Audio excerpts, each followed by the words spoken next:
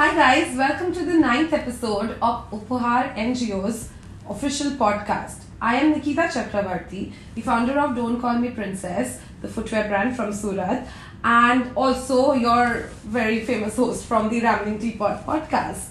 Today, basically, I am here as a guest host to talk about something that is often shushed in our society. Have you often realized that we hear a lot of these things, right? Like, बेटा क्या है इतना sad क्यों बैठे हुए हो अरे आपको उठ के वॉक करने जाना चाहिए you will feel so much better फिर if you go and tell someone that I have been constantly feeling sad, I don't think I want to get out of bed or something like that, and you hear things like exercise कर लो कसरत से सब ठीक हो जाएगा right? So things like that is very common, especially in Indian households. But the post-pandemic era, we have seen things changing a lot. Primarily because of the fact that everyone has started understanding the significance of how important mental health is. And for that very same reason, Uphaar decided to do a podcast which will help us, people like me and you, laymen, understand that, mental health is something that we need to talk about. To discuss the same, we have someone very special from Surat today. She's someone who did her undergraduation in psychology and did her post-graduation in forensic psychology from UK. At present, she is the head psychologist at Turning Point Rehab Center from the city and takes counseling sessions too, which is very important, guys, because therapy is very natural. And let me welcome Mahek Pathan to the podcast. Hello. Hi Mahek, how are you feeling today? Good. How are you? I'm good. I'm not sure. But I'm good, I think. Yeah. So tell me Mahek, what made you feel that psychology is your calling? As growing up, I was actually suffering from learning disability. Oh. Yes, dyscalculia to be specific. Okay. So I always struggled with maths, and that was when I was in 7th standard. That was the first time I went to the psychologist, child psychologist, who diagnosed me with a learning disability, and then I got to know that there's this field of psychology and there are psychologists who are really cool. So I was like, oh, this is what I would like to become when I grow up. And At the age of 7 years old, you knew yes, that? but then there was always a career shift. I was inclined towards fashion, and then I decided eventually to pursue my grads in psychology. Once I started studying, I knew this was my field because it was my field of interest. Also, my aptitude fit just right there. Okay. So then I thought I would use my skill set and education in the betterment of society. Right. So as I introduced you to our audience, we see that your specialization is in forensic psychology. I got very excited because I felt like Raquel from Money Heist, But why specifically did you choose forensic psychology? It always intrigued me, criminal mind, dealing with offenders and victims, victimology and other things, I think that the field of forensic psychology is so intriguing, understanding psychopathy, sociopathy, criminal behaviors. So I really enjoyed studying that. And also when I came back from UK, I started practicing as a forensic psychologist at my Turning Point Rehab, where we have people struggling with severe mental disorders, criminals coming in, addicted to drugs, various kind of drugs. So I have been working there for 5 years now, and I have been practicing my forensic skill over there. Right. Yes. Right. Okay. So, Mahek, like I started off with, the pandemic has changed the entire dynamics for mental health in the country. Yeah. I feel this because I belonged to a family where nobody talked about mental health. Correct. Correct. But today, my mother does know what is depression, she understands, okay, there might be an anxiety attack, like I don't stay with her anymore, but through conversations over telephone, I can feel that, there's a shift. This has happened, like we see that the millennial parents especially, not maybe mine, but the parents of the Gen Z, I feel that a lot of awareness has happened. Correct. Have you also experienced that there has been more number of people walking into your sessions now and talking about problems which otherwise were just shooed, by maybe parents of our generation, where they were like कि कसरत कर लो, walk कर लो, TV देखते रहते हो इसलिए ये हुआ है, like so. Can you share some experiences regarding that? Absolutely. See, I have been working in this field for over 8 years now. I have been practicing. I have my own clinic for 3 years, right, in this place, Ikigai by Space Place. Right.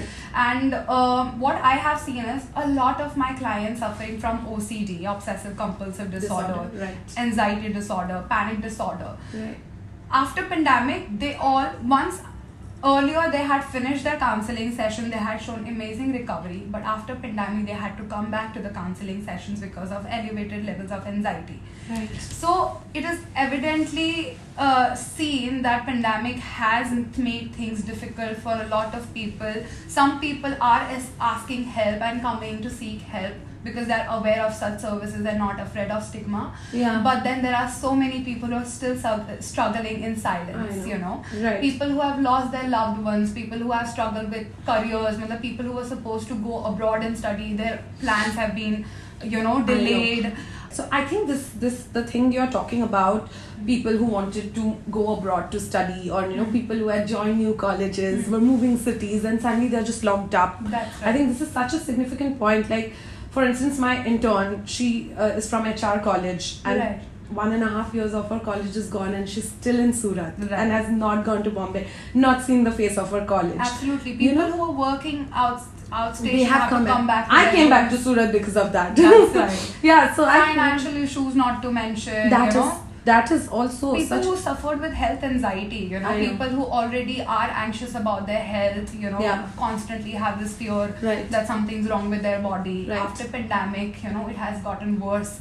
Like in OCD, people already have this issue of washing their hands again and again, repetitive behaviors of cleanliness. In pandemic, they have been instructed, wash your hands, sanitize your hands. So it has been a struggle for people. That's but while at this topic, I think I have a personal anecdote, and it's very sad that I did say that there's more awareness, people are talking about mental health. Yeah. So I got when I got corona positive, I was hospitalized because my oxygen levels were really low. I am asthmatic, so I was in the hospital and I think on my 3rd day, I am pretty sure it was a anxiety attack because I completely lost control. I switched off my phone, I was shaking, I was sweating, I could feel the blood in my ears, and I just tripped. Right. Alright, and it was, I had my own cabin, but the thing is that it still did not have locks on it, right? But I didn't even think about it. Yeah. Then I just went to the washroom, took a bath, felt better, came back, alright, and had a word with my husband over the phone after some time, Right. and I completely cut myself off for some time, and then I talked with him and I told him this happened, and I said, babe, I think this is like an anxiety attack. I think we need to tell the doctor that Right. Right. And when my husband told the doctor said, I'm really thankful for saving me, and I don't want to take names, but he said ki anxiety kuch nahi hota. Okay. And it's not funny.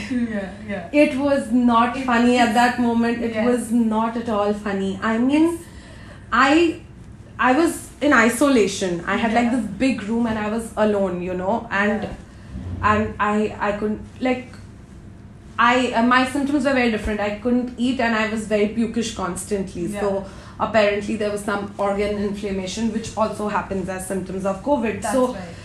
I mean, I can't believe it that my doctor did not think that my mental health was important. That's right. So and it was such a dramatic thing because even my husband Vikas had COVID. He was home isolated. Right. But there was no one else for doing things for us, so he had to come for reports and stuff, Correct. in his car, not touching anything and things like that. So he was asymptomatic, but he stood there to wait for the doctor, in the building, and said, you really need to let me go, or you go talk to her. Somebody needs to talk to her. Yeah. And because it does help, right? Tell me, how people have dealt, people with post-corona, maybe who went through isolation? Have you met someone? How did they deal with? Because for me it was like post-traumatic. I'm not even kidding, because I thought I'm not gonna live. I'm anyway very anxious about things in general, and I was like, I know I'm in the room for so many days and I can't even sleep alone otherwise. Absolutely. So I'm like, what is this happening? Like, you know, so it's just sad. Like, what do you have to say about it? Like, you know, that even people in medical field still like discard mental health like that. Like, it's unbelievable. Absolutely. I think there are layers to this problem. Yeah. First and foremost, I think that people dismiss and gaslight people who actually suffer with anxiety disorder, thinking that it doesn't exist. इसका मतलब तो ऐसा हो गया कि मैं बोल रही हूँ तुमको मलेरिया नहीं है. हाँ. I know. मतलब है, right? तुम्हारे हाँ बोलने से नहीं बोलने से क्या होने वाला है? तो है, right? So मतलब उनके हाँ या ना बोलने से doesn't really overrule if something like that doesn't happen. Of course it happens. Right. And what you experience does very much sound like a panic attack. And it is a horrible experience. I can totally understand. I get to know my doctor said it doesn't exist. You know, I mean, I think I was so angry by the end of my 7 day in the hospital. 7th day I got discharged. So I was so angry. I think I did not thank anyone. I'm like, I'm gonna get the hell out of here. You know, what is this place? Yes. Yeah. I too. But you know, you use the term gaslighting. All right. A lot of people, I feel, use it recklessly without really knowing the meaning. Can you please tell the audience what exactly do you mean by gaslighting? Gaslighting is when a person is experiencing something and you dismiss their experience. That is gaslighting. Okay. Right? Yeah. So if you say that I'm going through a panic attack, I can't go ahead and say no, you're not. Right. That is gaslighting. Because I don't know what you're exactly experiencing. You're saying that you are, so I have to go through, I have to believe that. Right. So if I do it otherwise, that is gaslighting. Okay. Yes. And Mahek, what is this, like, what is panic attack and anxiety disorder same? Like, what is the difference? Like, how can we differentiate? Definitely. I would like to explain a lot of people, because one of the reasons why a doctor did not acknowledge the anxiety panic attack is because he had no knowledge about this. Right. So anxiety disorder is like an umbrella. Okay. And OCD, health anxiety, specific phobia, panic disorder is coming under that umbrella. Okay. Right? So anxiety is a huge umbrella, and OCD and all of these disorders are subtypes of these kind of the right. Sorry, I stumbled. It's okay.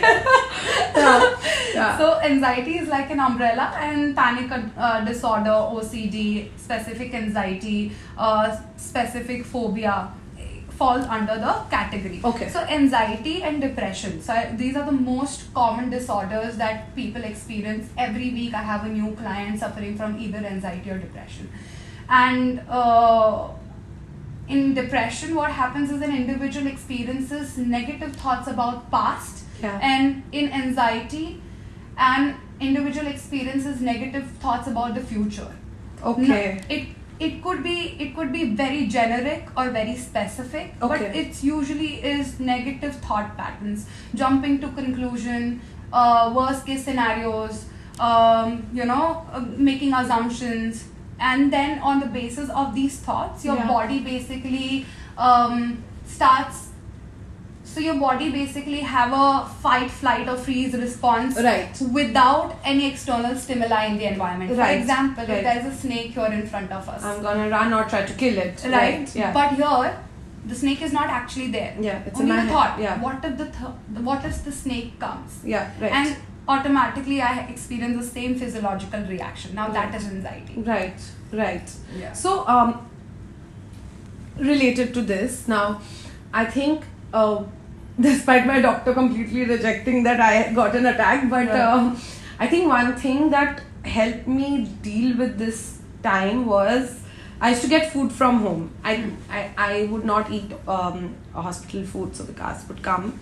Despite being asymptomatic, he would come in the car and like drop it and go. You know, so I would get food. So after this incident, like the day I got my next meal, he left me like a little note, which said that, "Mommy, we are waiting for you home." I am a cat mom. I have 3 cats. And he wrote the name of the cats. Aww. Okay, so he said Dinah, from Dinah, Arigold, and Simba. Oh my god. I think I stuck it to the wall next to my hospital bed, and I'm like getting like I'm like really getting overwhelmed, because it was not a good period of life, right? And I used to look at that, and I used to be like, I'm gonna go back home to them, and that helped me so much. Absolutely. Because that was my positive reinforcement, that I'm gonna go see my kids, That's so right. that brings me to my next question, like the support structure. You might have a positive support structure, but what if there's a negative support structure? Because a lot of times this gaslighting comes from your own friends and family, because you are generally opening up to your friends and family, right? That's right. And they are like, whatever, So how do you deal with that? And how can we actually spread awareness about this entire concept, which we absolutely don't talk about in India, because thanks to Rajshri production, we are all hum saath saath hai. But how can parents or family members, extended family, or like closest people be the reason for you to feel worse about you and keep going like deeper in this, what do you have to say about it? Have you experienced some patients? Like, how have you helped them deal with such a situation? Correct. Correct. Yeah. Absolutely. I think, Nikita, what you shared was so beautiful, because embarrassing also now that I cried on a podcast. Aww. But okay. It's okay to cry. It is absolutely Yes. So in my experience, I have seen 2 different set of parenting, I can give you examples.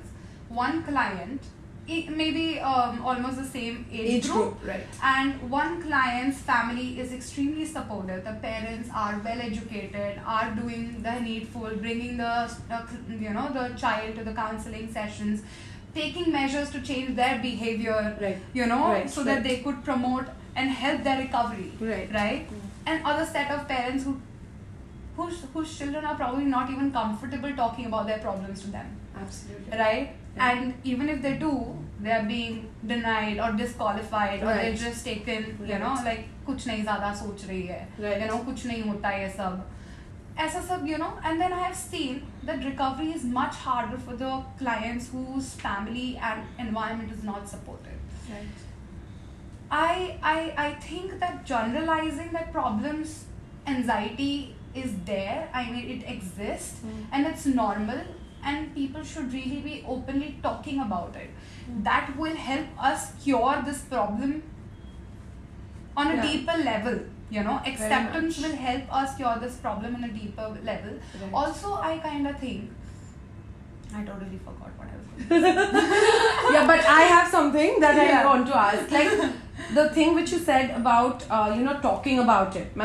I think talking about is like the first step, right? That's I think when Deepika Padukone talked about depression, I think a lot of parents did listen, I really feel, like talking about is definitely important for helping change this bad parenting pattern. No, we are not calling you a bad parent because you don't love your kids. I don't think there'll be a single parent who don't love their kids. They must be loving them a lot. But of course, there is this getting yourself educated for your child is your equally important. It is your responsibility. Learning happens at every stage of life. And when you are helping, if you're educating the parents, you're actually preventing a disease. Exactly. It's like a prevention measure that you're taking. So I think a lot of the mental disorders can be solved and cured if the parents are well educated. True. So I think education पे तो काफ़ी ज़्यादा काम करना चाहिए, काफ़ी acceptance होना चाहिए. आपकी लाइफ है, आपने अलग तरीके से जी है, आप अलग इंसान हो, नॉट नेसेसरली आपका बच्चा भी वैसा ही हो, सेम तरीके से ही सोचे. People can have different walks of life, different kind of thinking. So what you need to do is develop unconditional acceptance, give unconditional support, You know, if you are not able to understand, get the person that you love to a right place, to a right professional, for right help that they deserve. They deserve. True. Right. I think that's the word. Yeah. Right. I think that's the word. Yeah. Again, I have like a very different question right now. Like I have so many questions for Mahek, you know, like full of questions, you know. I'm happy Yeah. to answer all of them. I think another thing that bothers me is that with the post-pandemic era, we have indeed started talking about mental health a lot. Right. This dialogue which you're talking about, you know, awareness and dialogue is starting and has been the thing. Yes. And with social media hitting us like never before. Yes. With Corona, everyone at home, everyone in their phones or on their laptops, so much is getting communicated. Correct. Okay, now but I feel that I feel that I am someone who has major like I don't like to interact socially as much. Yeah. All right, personally I don't. Maybe if I come to you, you will maybe diagnose me with social anxiety, you know. But the thing is that despite that, I keep pushing myself in places. Okay, this whole social media hitting us, I feel, has become such a significant thing because everybody wants to lead a influencer life. Correct. All right, we are living one vlog, one mood board at a time. Correct. All right. Correct. But if I am even afraid to put myself out there, like internally I'm screaming. Yeah. But my Instagram is like, oh my god, you know. So there is something that is going wrong, right, Mahek? Like, what do you have to say about it? Like, how can we deal with this, like this thin line between trying to be active, running a business, or you know, trying to be social, but like having major anxiousness while dealing with new people, while putting ourselves. In fact, I feel before we started this conversation, you told that, you know, with pandemic coming in, social anxiety वैसे भी बढ़ गई है क्योंकि everybody has been at home and now they have to put themselves out there again from their comfort zone. That's it's right. like first day of school and college all over again. That's right. You know, so how do you deal with this? What would be your advice? How can we like strike a balance? Maybe I don't know what's the right question here, you know. It's just rhetorical, like for me, like. So I think that everybody should try and do these things on their own. Try to regulate sleep, diet, exercise, maintain a thought journal, try and recognize what kind of thoughts do you have, what kind of symptoms do you experience, insomnia, lack of interest in work and activities. Try and notice yourself throughout a period of time, let's say 2 weeks, 3 weeks, and then if you're not able to solve things on your own, then you seek a professional help. So basically, guys, thank you so much, Mahek, for actually throwing light on this, you know. One major thing that we would like to clarify here is that the whole point of doing this podcast is to make it more clear to y'all that, you know, all you need to do is talk. Also, when should you seek professional help? What we are doing right now is not Mahek's counseling session for sure, right? Absolutely not. Yeah. Not even close. Not even close. This is Mahek telling you in a nutshell कि अगर आपको ऐसे experience हो रहे हैं तो first you don't have to jump into therapy. First see if you can mitigate it on your own. But if after a period of time also you feel that you need, you know, external help for this, then do not jump onto Google. Do not Google. Just, you know, seek professional help. And That's right. so professional help with the digital becoming so strong during this time, professional help is very easily available online as well. Correct. So Mahek, I'm sure that during the pandemic you must have also given online sessions. Absolutely. We had no other choice. You had no other choice, right? And the thing is that if you are uncomfortable, like I have had friends, you know, who had been uncomfortable facing the person, so you can just keep your video off and, you know, talk.